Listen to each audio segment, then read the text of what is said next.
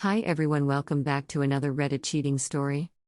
Before we start, please hit the subscribe button and notification bell if you love to watch more cheating stories. BF female best friend sabotage our relationship and now BF sided her. I just found out this morning that my BF cheated on me with his female best friend. During our relationship, the best friend, let's call her Sarah, has always been a lingering thought in my head.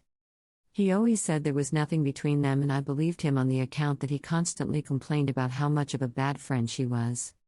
However, regardless of how much of a bad friend Sarah was, he refused to remove her from his life. There were multiple periods where they wouldn't speak. And the red flag is, whenever him and Sarah were on good terms, he always behaved differently, taken on her ideas and opinions. It bothered me, but I let it go.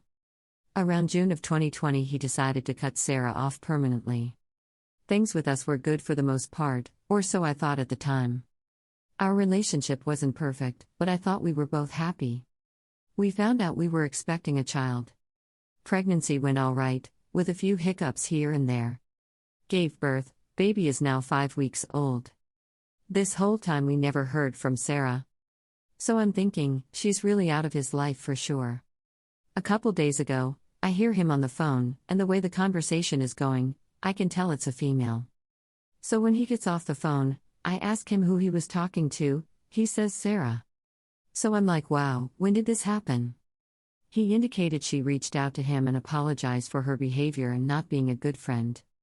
I was going to let it go, but something he had said during his conversation with her kept gnawing at me. As well, I always noticed that she tried to sabotage our relationship. So I decided to go through his text messages with her. My heart and my jaw both dropped to the floor. Here is my BF professing his love for Sarah and her professing the same. Both indicating how they have missed each other so much. My BF then goes on to say how he's in love with her and wants to be with her.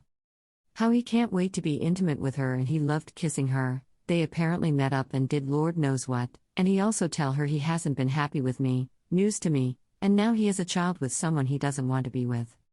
When I confronted him, he attempted to lie until I made it clear that I've read all his texts. He then proceeded to make it seem like I'm at fault, saying that I was very difficult to deal with during the pregnancy and that he hasn't been happy with me for some time. I'm now learning after 4 years that I never really had a chance of a future with my BF as long as Sarah was around. To say that my heart is broken is nothing. But my heart aches for my child even more. I thought things with us were great. We had plans to purchase a home in a year or so and is currently living together. I'm numb and at a loss for words. I don't know how I move on from this. Being a single mom was not something that ever crossed my mind. This whole situation has dropped a whole new level of stress on me. How do I avoid postpartum depression because of this? How do I co-parent amicable? How much time do I give him to move out?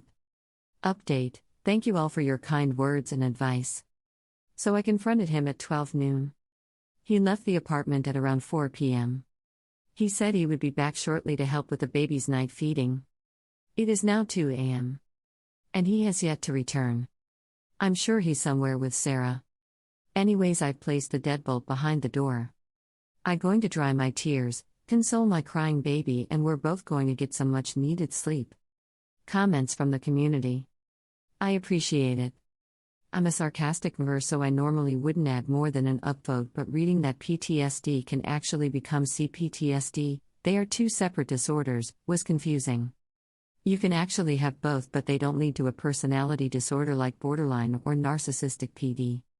I was a bit shook with the wording, or that anyone might get that idea, since short-term based trauma, PTSD from military service, car accidents, rape, shorter-term DV, etc. doesn't equals the more complex trauma, chronic abuse such as extremely abusive childhoods, growing up in a cult or somehow trapped, torture, living in war, medical-based trauma, etc. And since I have some knowledge on the subject, I thought I could be helpful on Reddit for once. In these circles, a lot of acronyms like PTSD, BPD, and NPD are thrown around after experiencing very toxic relationships with shitty people. And I don't want anyone thinking their untreated trauma can turn into a narcissist personality disorder or something.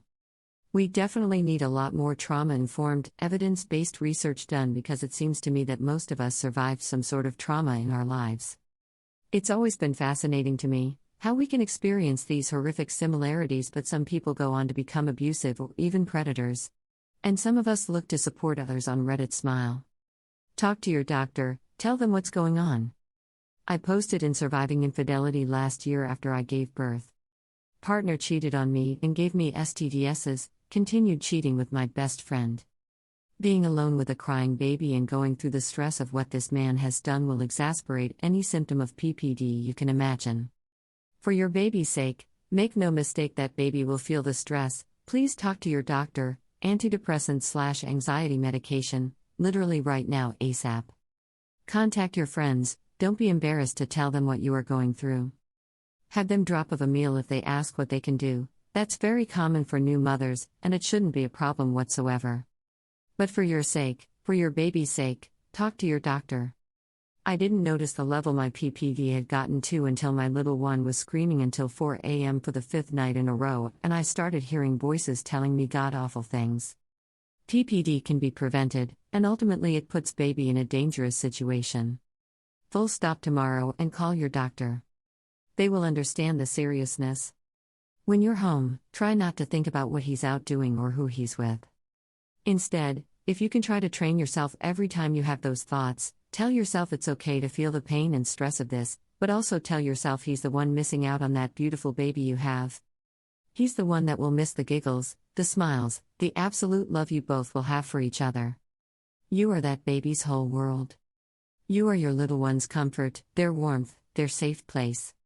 Focus on reminding yourself that although you may not have that yourself, you are that and more to you, baby. And they need you now more than ever. Talk to you, doctor. Be a strong mama as much as you can throughout the day. Let yourself feel the hurt, but don't forget to let yourself feel the joy from your child.